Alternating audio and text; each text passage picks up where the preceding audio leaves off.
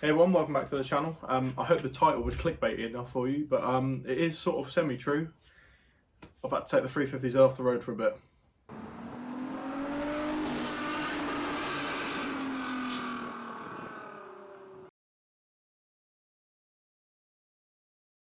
So guys, Project Zara is basically becoming a proper project car now because I've had to take it off the road.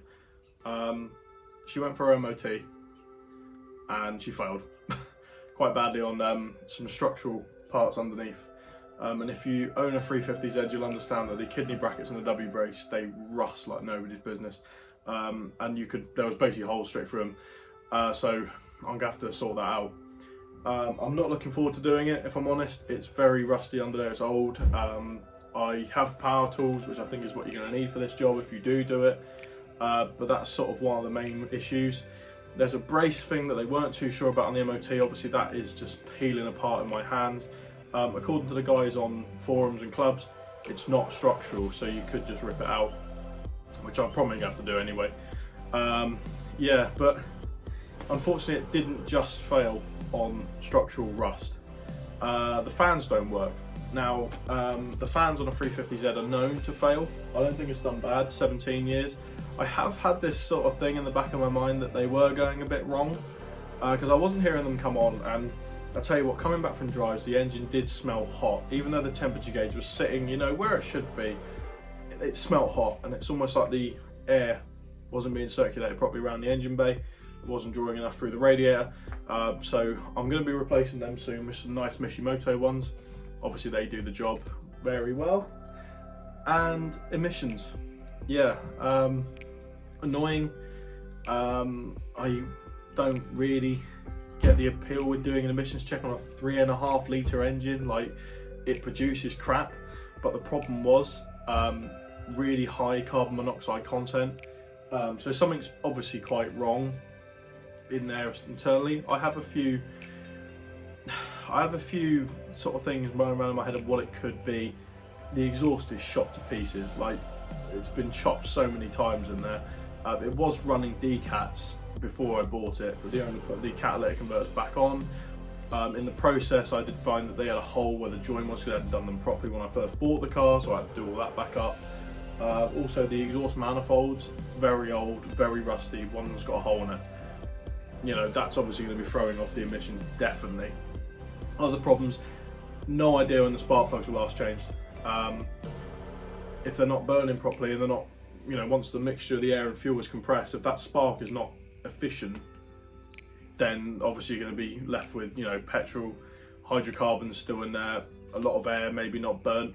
Obviously you're going to get this byproduct of just burning petrol and air, but if it's not efficient enough, it's going to be chucking stuff it shouldn't be out of the exhaust.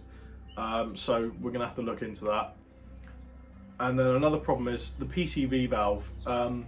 So the intake tube is just a cheap eBay special bit of metal. It's got a bung on it on the bottom where the PCV valve should, or the tubing from the PCV valve should come in and you know, allow the air to recircle back round. It should have a 90 degree kink in it. The problem is the kink's in the pipe and not the actual bit that the pipe attaches to. So effectively you've got a tube that's being forced to go flat as it comes around a corner, and it's probably not allowing the crankcase to ventilate as much. And in my mind, I've spoken to a couple of people, they've got, you know, if that air is not going where it should be, it's going to force its way through other places, and if that's the piston rings, then so be it. You know, and it's good. I'm surprised the engine hasn't blown up, because it is almost flat. You know, it's completely flat. You know, obviously, like saying the fans don't work, that can play havoc with the heat of the engine not doing its job properly and stuff like that. So there's many problems wrong with this car. Obviously I've been told there's some advisories like the brakes, the brake lines are a little bit crusty and all that sort of stuff, and there's a little bit of play in some of the ball joints and the steering rack. But yeah, that's my life for the time being. So Project Zara is still a thing, but she's becoming a proper project car now, so she's coming off the road for the winter, which is all in well, because I don't really drive it in the winter at all. You know, in England it rains too much, and the arches are already getting rusty. You know, that's another thing I will want to tackle in the future. But yeah, so the first big thing on the priority list is get that structure at the rear subframe solid and, you know, mounted up properly. So I've already had the member stays posted to me, new hardware kit and everything from Talking, you know, so thanks to those guys.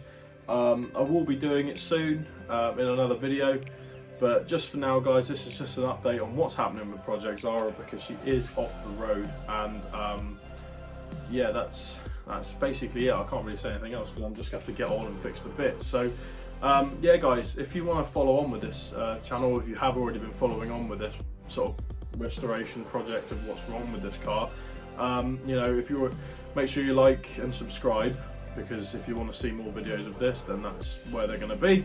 Don't forget to send me comments, you know, if you've got any tips and tricks, you know, about sort of fixing things on these cars, then don't forget to send me some messages on McLaren Media's Instagram page and the Facebook page.